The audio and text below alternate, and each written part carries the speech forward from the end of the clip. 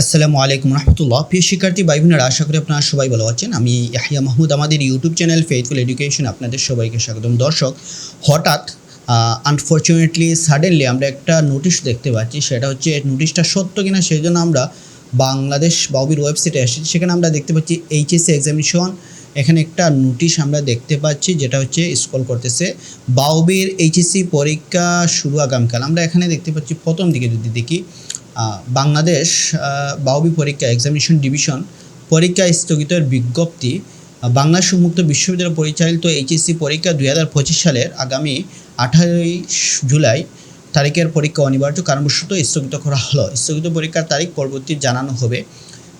বাউবি এই যে হঠাৎ যে সিদ্ধান্ত নিয়েছে, মাত্র কয়েক ঘন্টা আর বাকি রয়েছে, তারা এই যে সিদ্ধান্ত নিয়ে তারা এটা শিক্ষাকে স্টুডেন্টের সাথে যে চিটিং বলবো না কি বলো আই ডোন্ট নো, বাট হচ্ছে সবচেয়ে কঠিন পরীক্ষা আইসিটি, এবং হচ্ছে এটা নিয়ে স্টুডেন্টরা অনেক ডিপ্রেশনের মধ্যে রয়েছে।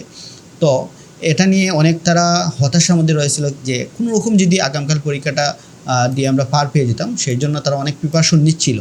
এর মধ্যে হঠাৎ করে অনেক স্টুডেন্ট কিন্তু বাংলাদেশ যেহেতু উন্মুক্ত বিশ্ববিদ্যালয়ের অনেক দূর দূরান্ত থেকে আসে শুধু পরীক্ষাকে কেন্দ্র করে, অলরেডি কিন্তু সে পরীক্ষার কেন্দ্রস্থলে আশপাশ সে কিন্তু কী করছে, তার পরীক্ষার জন্য প্রিপারেশন নিয়ে এসেছে। সে অনেকে আমার পরিচিত, আমাদের গ্রুপ রয়েছে, এখানে আমরা অনেক স্টুডেন্ট রয়েছে, বাংলাদেশ উন্মুক্ত বিশ্ববিদ্যালয়ে আমাদের একটা গ্রুপ রয়েছে, সেখানে অনেক স্টুডেন্ট কিন্তু পরীক্ষার জন্য আমাদের প্রস্তুতি রয়েছে। হঠাৎ করে একটা নোটিশ দেখে তারা কিন্তু আমাকে পার্সোনালি অনেকে মেসেজ দিচ্ছে, এটা কি সত্য কিনা।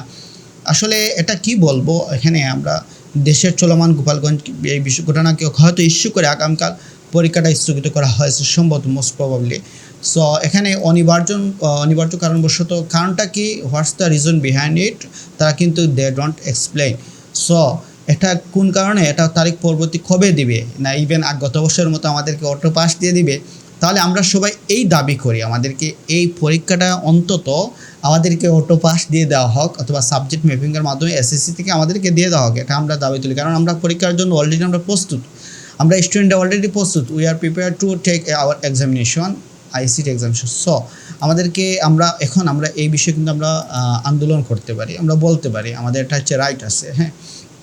কারণ আমরা পরীক্ষা অতি সন্নিকটে মুহূর্তে তারা এ ধরনের সিদ্ধান্ত, একটা হার্ট ব্রেক মারাটা একটা তাদের এই যে ইনস্টিটিউট বাউবির, এটা ইউনিভার্সিটি কখনো কাম্য নয়। তারা এটা চাইলে আর অনেক আগে তারা বলতে পারতো, বা অন্তত আজকে দিনে 12 ঘন্টা আগে, 24 ঘন্টা আগে বলতো, যাতে স্টুডেন্টরা এখানে যে কোনো ভুক্তভোগী না হয়, যেহেতু সামনে আরও পরীক্ষা রয়েছে। তো এই বিষয়টা আশা করি আমরা যারা এইচএসসি স্টুডেন্ট আছি সবাই সাড়া দেবেন, হ্যাঁ। তো এই পর্যন্ত সবাই ভালো থাকুন। পরবর্তী আপডেট পেতে আমাদের চ্যানেলটি সাবস্ক্রাইব করবেন। আল্লাহ হাফিজ।